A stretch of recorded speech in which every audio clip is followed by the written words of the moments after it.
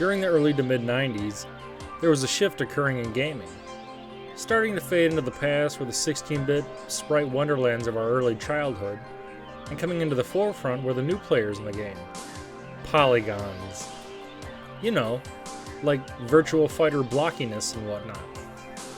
This was the time frame when the super motherfucking Nintendo was nearing the end of its active life cycle, unfortunately, and the 5th generation of game consoles were on the rise. Most game companies were jumping on the 3D bandwagon, but some companies utilized the new technology in a different way, to expand a known franchise beyond its 16-bit limitations. One such company? Capcom. One such franchise? Mega Man. Now, if you've seen my review of the original Mega Man X, you'll know that Mega Man X2 and X3 are not exactly my favorite games. In fact, I don't really like them that much at all. But with the 5th generation of consoles, Capcom continued with the X franchise in a better direction. Maybe not better overall, but at least better than X2 and X3. But enough talk. Review! Back when I was growing up, I remember visiting the single video rental store we had in my small town, looking for new rentals for the PlayStation.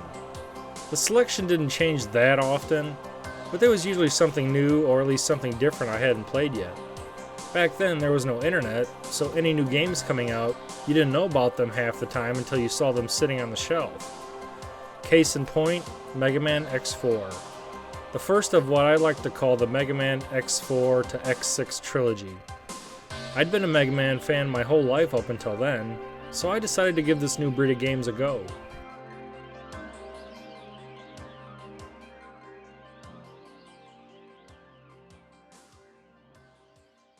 Beginning in 1997, Mega Man X4 released on the PlayStation, and takes us to a place that is familiar but at the same time is different.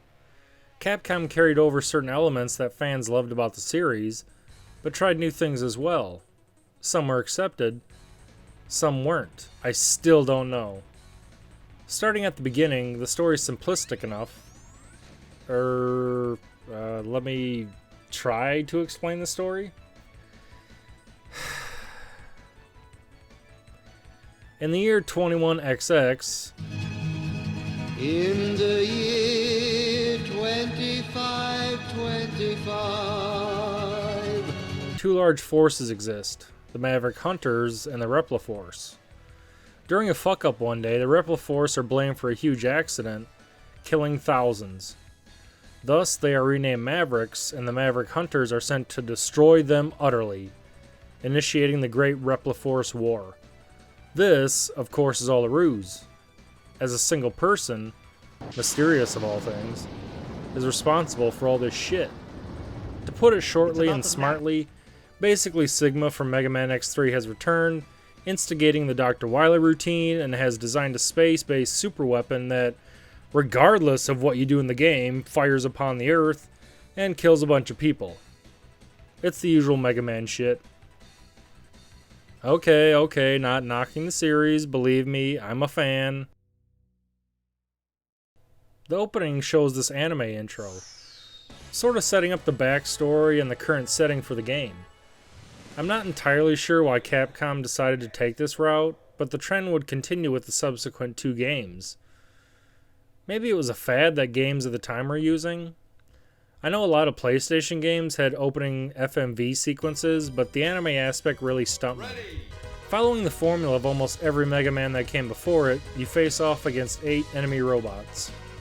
Now, they changed things up in this game with the addition of each of the Mavericks having a... each Maverick having a specific piece or role in the shenanigans going on, as opposed to just being a bad guy. You make your way through each Maverick stage, killing enemies and picking up energy. After you reach and defeat said Maverick, again as usual, you gain the enemy's weapon ability. You got Lightning Weapon. You'll also find the lucky heart tanks, which increase your life bar, energy tanks, and even a new tank, the weapon tank, which can refill multiple weapons at once. As with the other games in the series, you'll also find upgrades to X, with the X Buster, Armor, head, and boots. These allow you to take less damage, have increased firepower, dash, and together would form what came to be known as the fourth armor. As you progress, you'll run into the Colonel, and you learn that he's basically rebelled and is the leader of the Mavericks in their devious plan. Oh, I almost forgot to mention, Zero! Yes, X's favorite teammate returns in this game, and is selectable to play as. Unfortunately, once you select what character you'll play as in the beginning of the game, you're stuck using that character for the entirety of the game. Zero is more badass in that he attacks in close range with his Z-Saber, and unlike X, when a Maverick is killed, he'll gain a new physical ability as opposed to a new weapon. Finally, the Repliforce travels into space, and the final showdown on the space station. You battle General and kick his ass. Unfortunately, Sigma's behind everything as usual, and even though the Maverick Hunters are successful at defeating him, the space weapon fires, and General sacrifices himself to destroy the station. You're given another short anime sequence, and the game ends. Great! Now that we've gotten the gameplay and story out of the way, let's talk about the fun shit. As you no doubt have noticed, Mega Man X4 received a huge graphical update from its SNES cousins. The game is still primarily sprite-based, but on steroids. All the enemies and characters and weapons and items look fantastic. A lot of the background details are looped, as are foreground elements, but that's okay. The graphical style is pretty similar to Mega Man X3, it's just been increased. There are some polygonal additions and experiments for things like explosions and certain other effects, but they're blended well. In particular, there are some very nice waterfall animations and web spiders stage. The soundtrack is awesome! Not since the original Mega Man X has there been this many memorable tunes in one game. While not a total win, there are many great tracks. My favorites are probably Web Spider,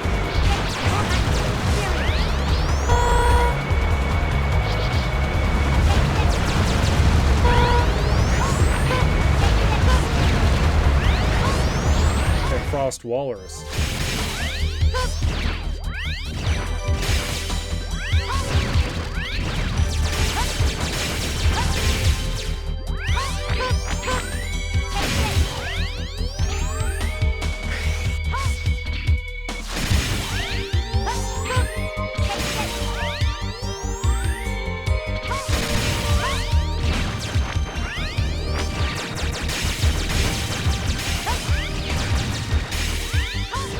But that's kinda a given.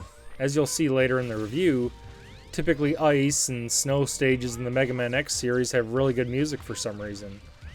Even the title track is a terrific throwback to my high school years.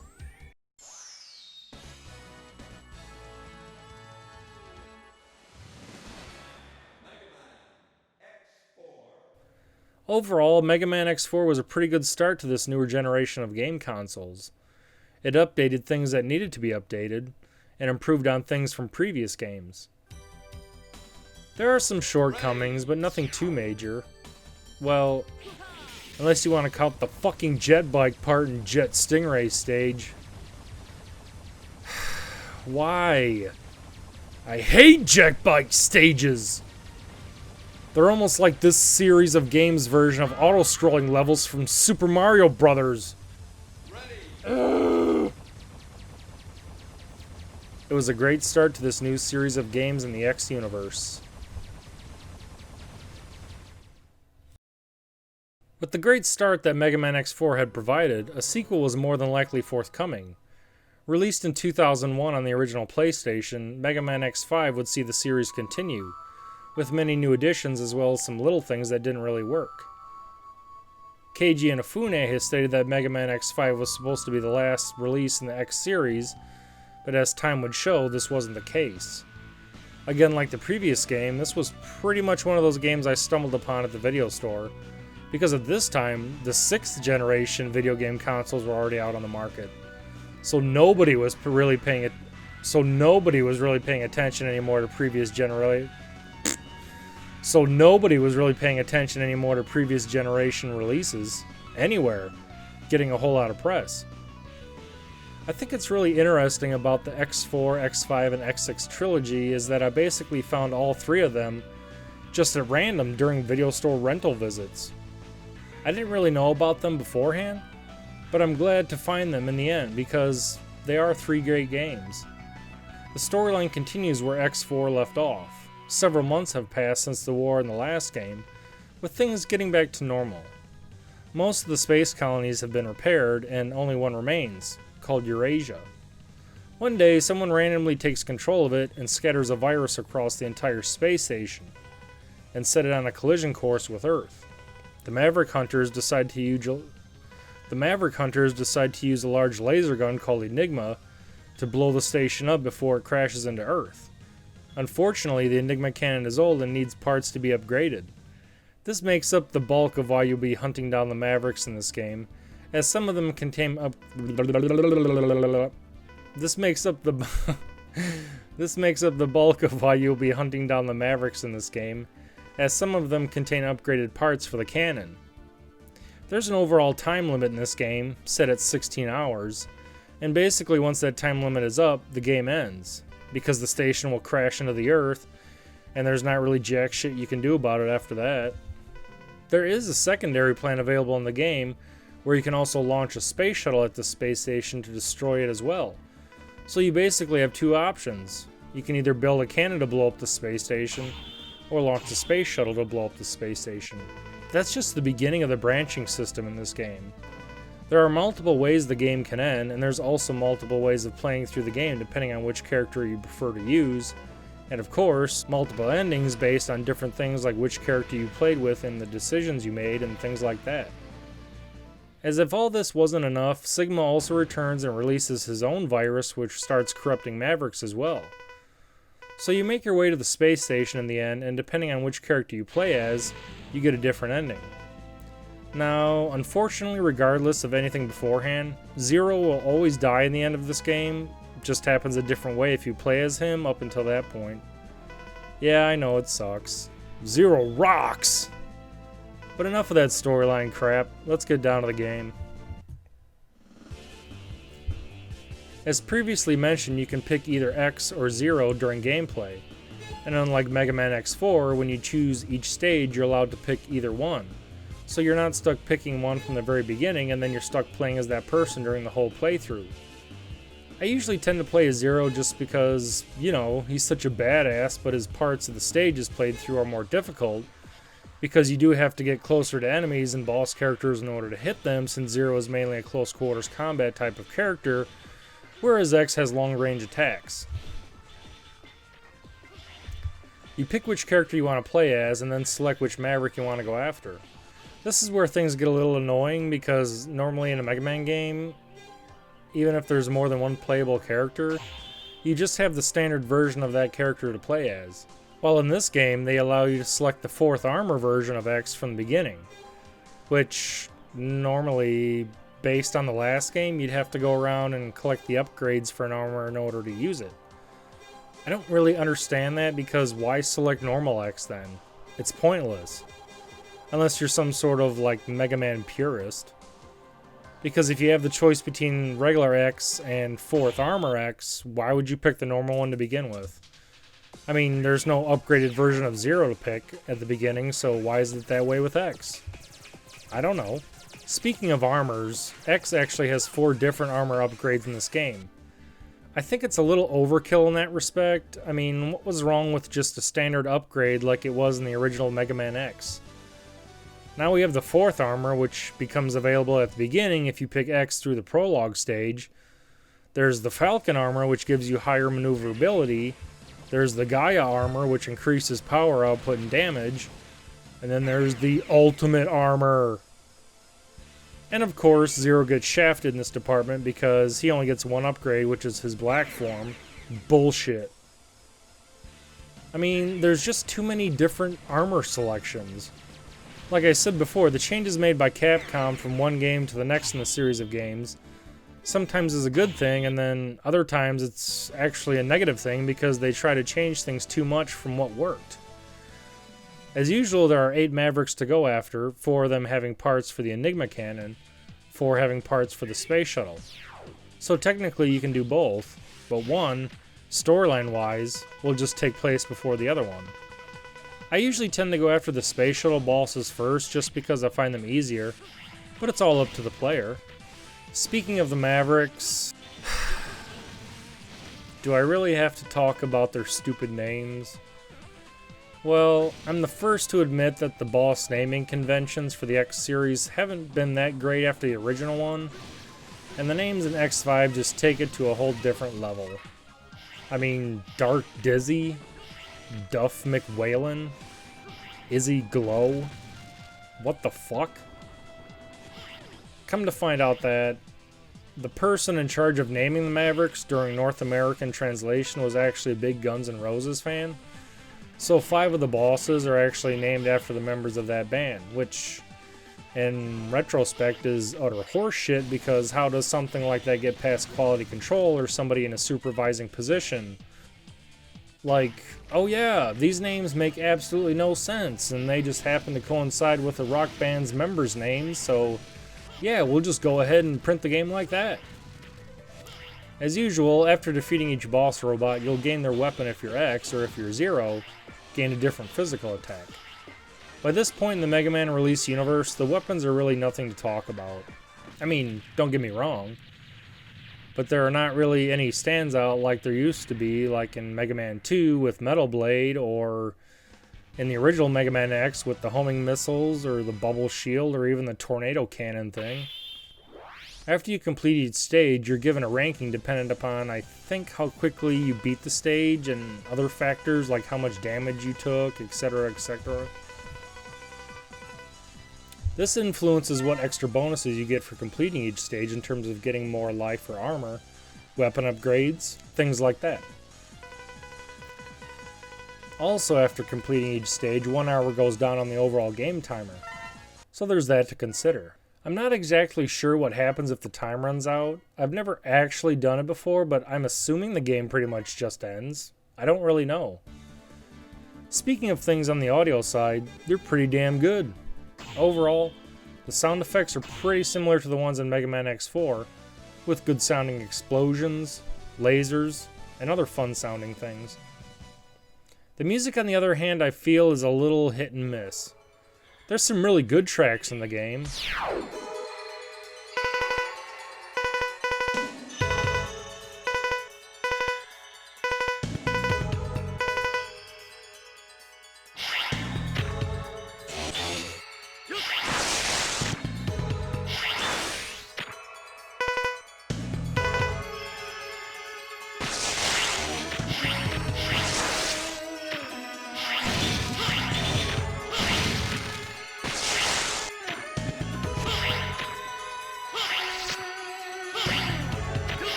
Then there are others that don't really stand out that much. For some reason, and I'll probably mention this again when I get around to the next game, Mega Man X6, but it seems these 3 games in particular always seem to have really good music for their snow or ice levels. I'm not sure why that is. Overall, Mega Man X5 was another great addition to the series, but I kind of tend to see it as an overall mixed bag. There's a lot of things that I find are improved over the previous game, but there are other things that sort of hold it back in the long run from eclipsing any of the previous games. I may like it better than Mega Man X2 and X3, but pretty much any of the Mega Man X games I like better than X2 and X3. 1 game left to go. So we finally come to the end. The end of the Mega Man X releases on the PlayStation, and unfortunately for me, pretty much the time when I gave the Mega Man X series a rest, indefinitely. I mean, don't get me wrong, there have been releases in the Mega Man X series since X6, but this is one game series that I'm quite content to sort of leave behind in the early 2000s for, at least I feel, close to the next decade. The Mega Man series really wouldn't have any standouts on any platform whatsoever.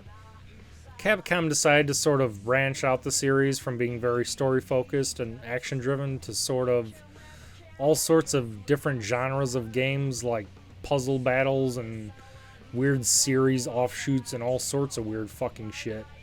But I'm glad to say that just like the previous 2 games in this review, I did play the original X6 on the original PlayStation when it did come out, even though much like Mega Man X5, the PlayStation 2 was already released at this point. But I was still curious. I still had my original PlayStation, so what the hell? So the storyline is pretty simplistic, and I'm going to try to explain it as best I can, but you'll have to excuse me if I fuck it up somehow, because overall, I still am or have been confused ever since the game came out as to actually what the hell's going on in this game. The main reason for that is because Mega Man X5 was supposed to be the final game in the series, and Keiji Inafune wanted it that way, so he had no involvement and was not included in the production of Mega Man X6 whatsoever. So basically, the people in charge of producing X6 had to figure out some kind of workaround or some bullshit storyline retcon crap in order to bring Zero back, because if you remember, Zero was destroyed at the end of X5. So basically what happens is that the wreckage of the space station that crashed on Earth at the end of X5 creates all sorts of collateral damage to the planet and blah blah blah.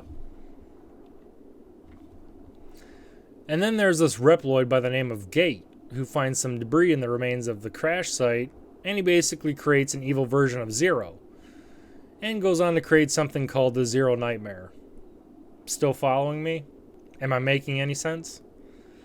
Then basically there's another scientist named Isak who sends in Reploids to investigate the nightmare phenomenon, and then those Reploids get fucked up by who knows what, and so they send in X because he's the only Maverick Hunter apparently left on the entire planet, and he ends up fighting Zero Nightmare, and then he ends up finding the real Zero, who we all thought was dead, but he really wasn't, and then it becomes something about the Nightmare virus, so they supposedly revive Zero and go after Gate, and then they find out that Gate went crazy and created all these bad robots and duplicates and all this other crap, and then he revives Sigma, and of course you fight Sigma at the end and kick his ass, and then the universe is at peace. Okay, you still following me? Am I making any sense? I mean, I know that was sort of the quick and dirty version of the story in this game, but I'll be honest, with any of the Mega Man games, the storyline really wasn't uber important to me. They were more about the gameplay, and the graphics, and the sound, and the music especially, but I'll get into that in a little bit. Now, this game is a little screwy because obviously you face off against the 8 Mavericks once again, but if you look during the Maverick selection screen, a lot of the times you'll see the pictures change from regular to red. And this means that the current Maverick is infected with the Nightmare virus, I believe. No, excuse me, it's when the icon is in red, that means something's been altered about the stage is how it works. So you travel through each of the 8 Maverick stages and kill them.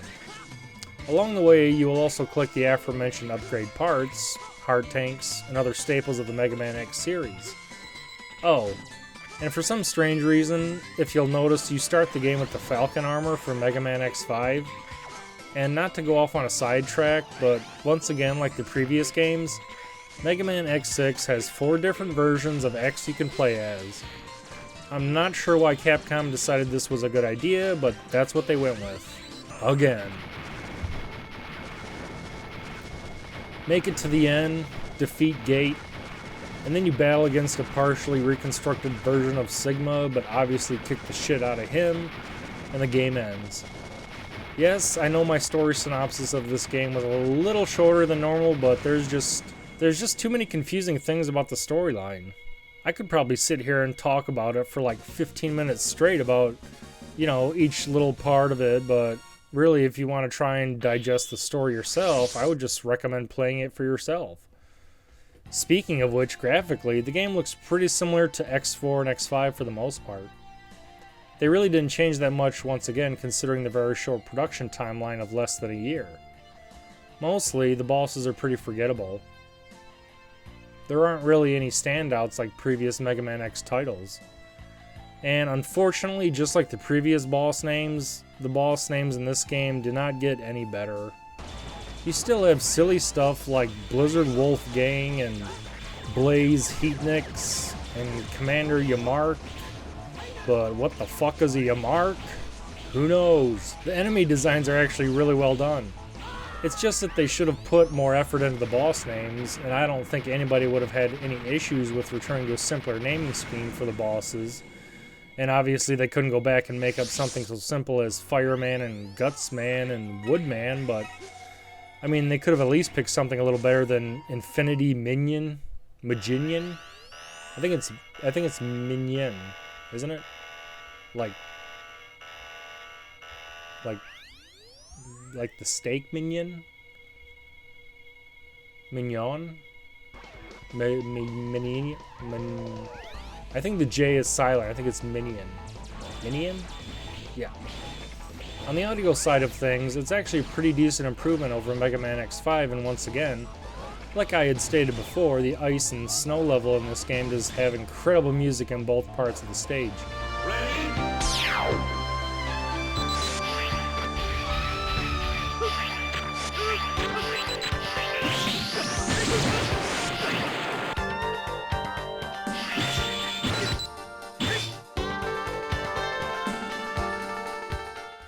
Probably my favorite in the whole game, and there are some other good ones as well.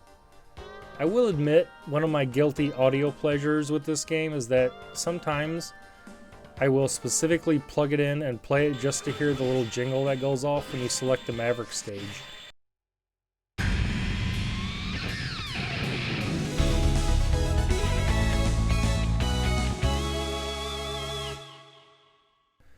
I think it's one of the coolest, 10-second audio tracks in any Mega Man game. And it's such a shame that there isn't a longer version of it, if it exists at all, because it's one of my main nostalgic memories of playing this game growing up in my later teen years. Was that little 10-second jingle when you select which stage you're going to go into next.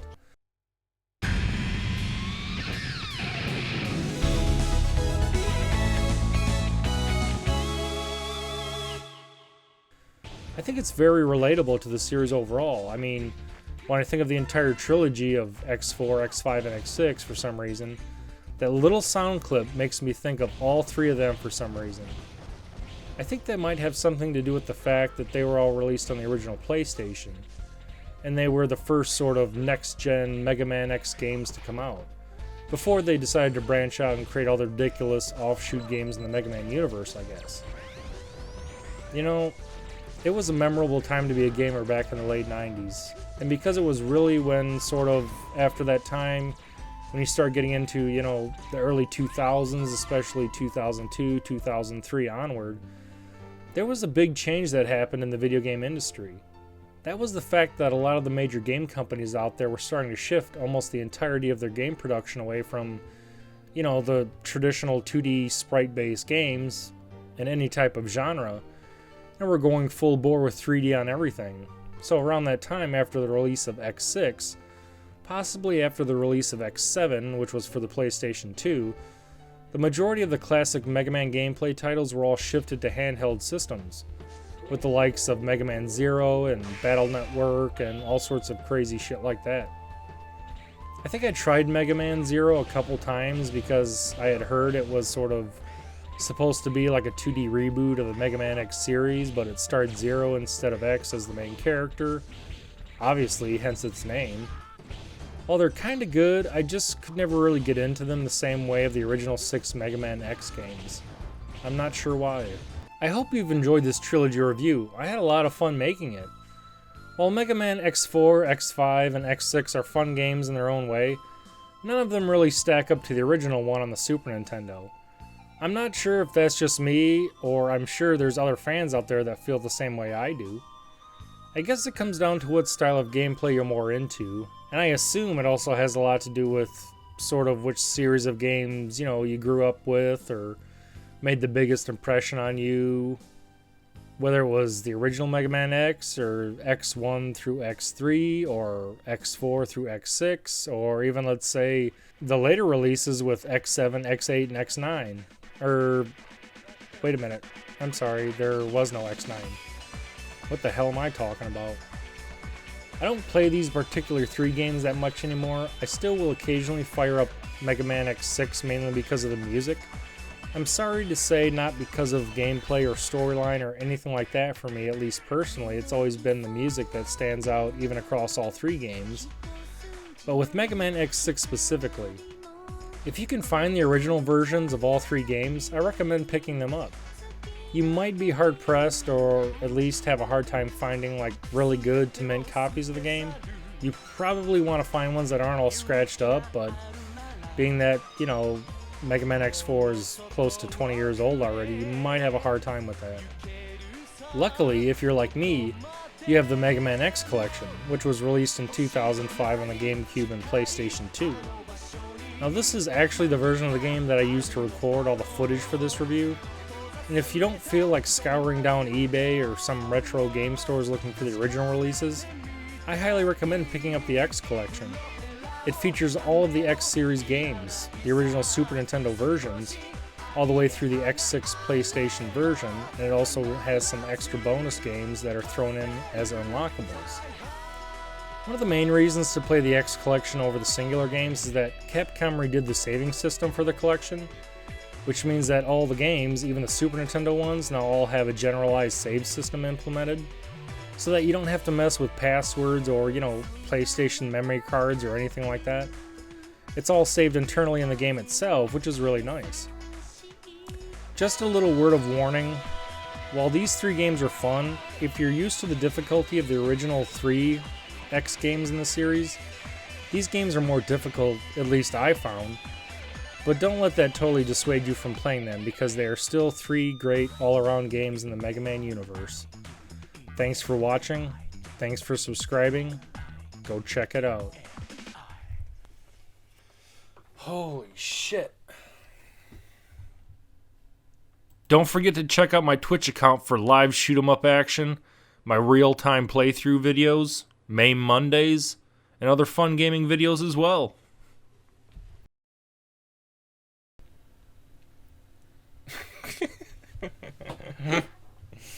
Holy shit. This review's gonna be fucking enormous. Holy shit, I'm starting to lose my voice.